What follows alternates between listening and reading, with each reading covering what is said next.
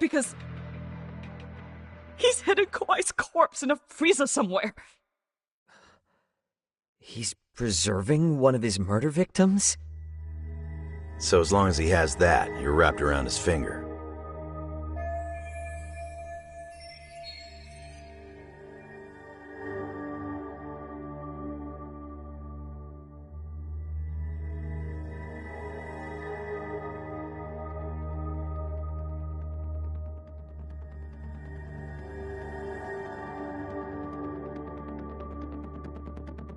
Sounds to me like Kawana's had one thing on his mind for 13 years.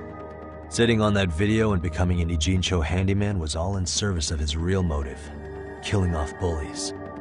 He's dragged all his former students into this hell, until the day it destroys every single one of you.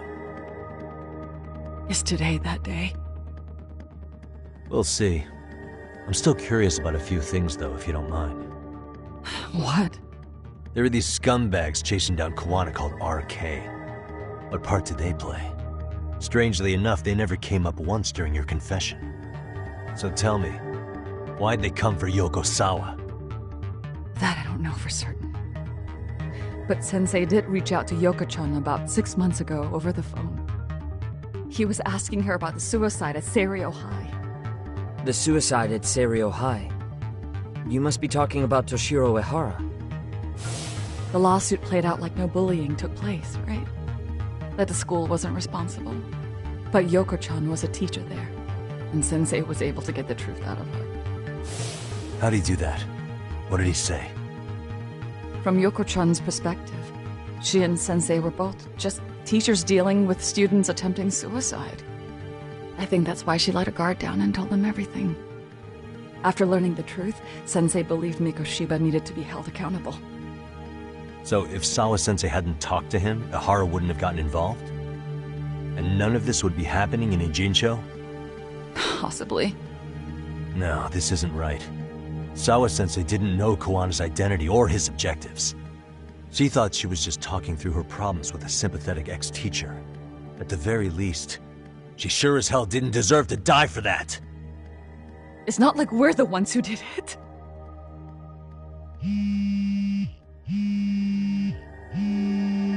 Who is it? Block number. Hello? Yo, know who this is, Yagami? Kawana? Yeah. I heard you're looking for me. Where are you? I'm willing to meet you now if you come alone. But you have to let Mamiya go in exchange. What? Alright. She's free as soon as I see you. Works for me. Then come on down to your office. I thought I'd let myself in. What? Gotta say, this chair's pretty comfy. Pretty sure I locked up behind me when I left. Listen, I'll only meet you alone. No one else. And don't make me wait long, or I could change my mind. He told me to meet him alone. You can let Mamiya-san go once I confirm he's there. You gonna be alright by yourself? Well, he already knows Mamiya-san's with us. I'm guessing he was watching us from somewhere. And I can't afford to do anything that would piss him off enough to make him disappear. Got it. Oh, we'll take care of this end of it. Shouldn't you move your ass?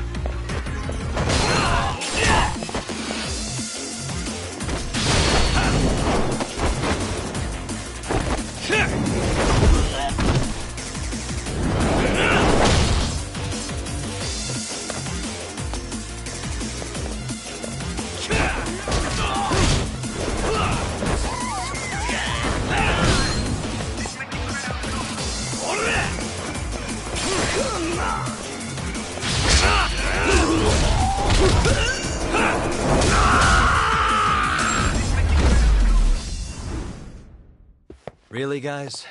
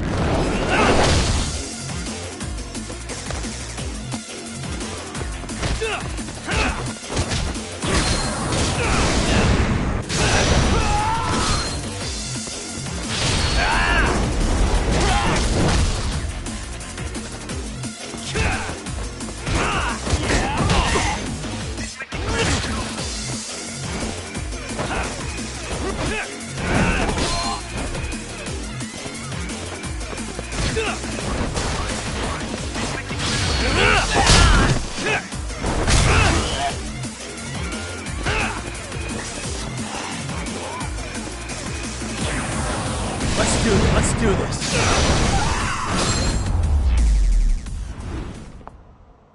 What a waste.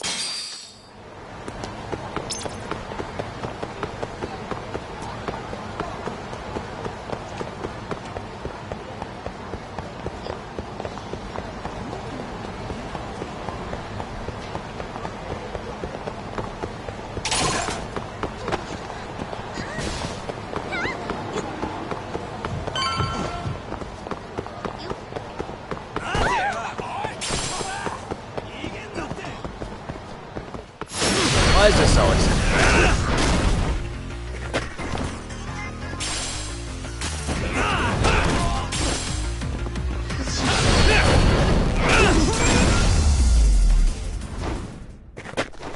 Really, guys?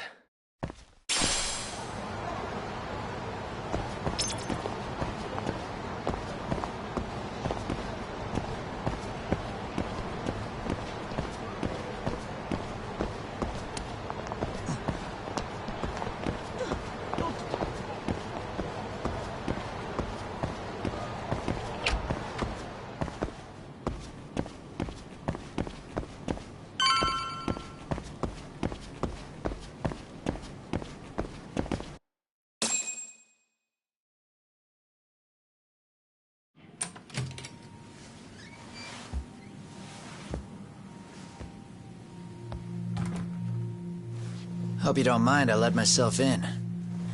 Now, are you gonna hold up your end and release Yui Mamiya? Come on. You and I can either try to make this work, or neither of us is gonna get what we want. So, you gonna make the call or what?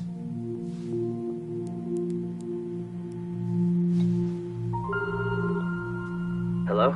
Yagami-san? I'm with Kawana. You can let Mamiya-san go. Got it. Will do.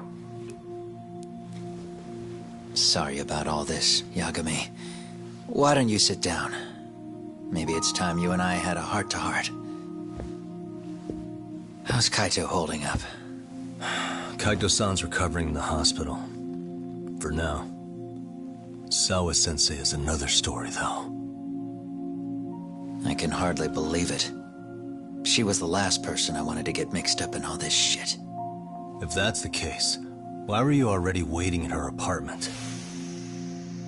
RK's top men were lying in wait over there to get their hands on you. So why was she the one lying on the ground? Answer me, Kawana. Was it because of you? Would you feel better if it was? How dare you? You're thinking that if you hadn't stuck your nose in her affairs, she might be at home grading her papers right now. You tell me. Is that what's eating away at you right now? Because if it is, you're mistaken. That guilt is mine alone to bear. It's my burden to carry. When I saw on the news that she had been murdered in cold blood, it felt like the whole world had stopped spinning to me.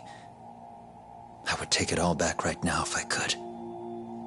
But unfortunately, To fix this, I'd need to turn the clock back further than you'd think. You mean back to when you were a school teacher? Yeah, basically. Back to when I still had a little faith in humanity. Seeing someone's life get cut short, you never really bounce back from it, do you? But I don't have to tell you that. I did my homework on you, Yagami. It seems you were a fairly accomplished lawyer. You even scored a murder acquittal. But we both know how that ended. The death of an innocent young woman.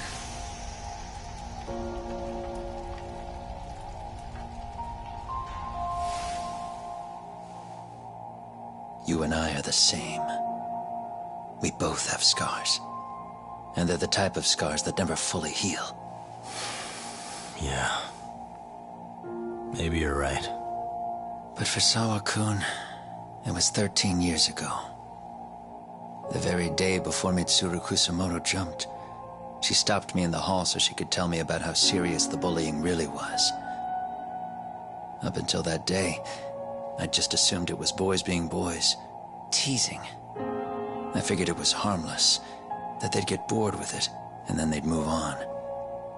I mean, come on. Kawai had to have been twice the size of Mitsuru.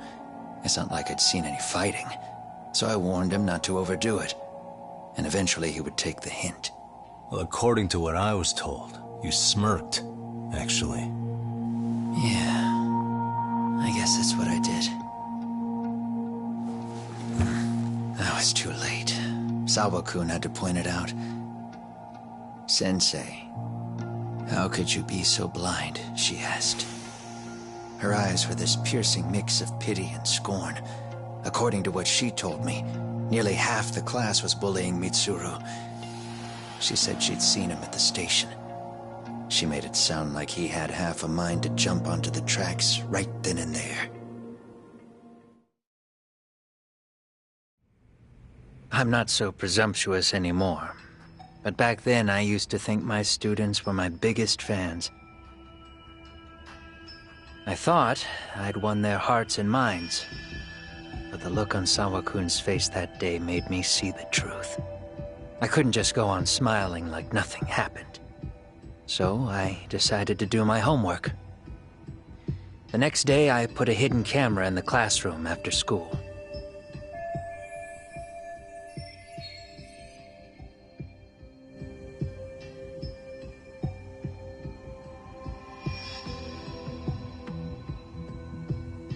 So you admit that you're the one who recorded that video?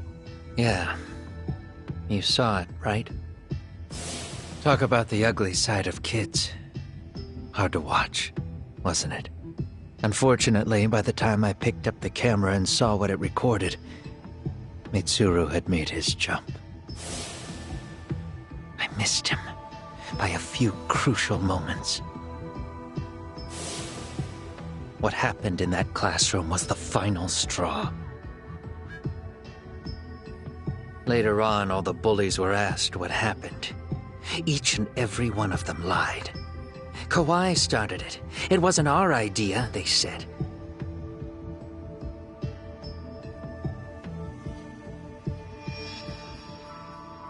To anyone outside of it, all they'd seen was Kawai forcing Mitsuru to do his bidding. So the people held culpable were Kawai and myself. The callous homeroom teacher who deliberately turned a blind eye.